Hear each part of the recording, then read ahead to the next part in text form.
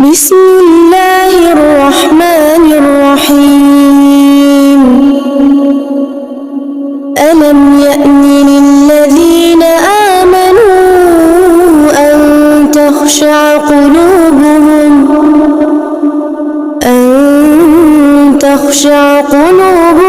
لذكر الله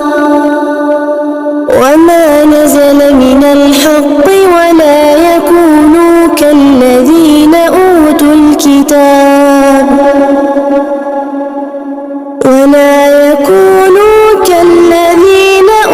الكتاب من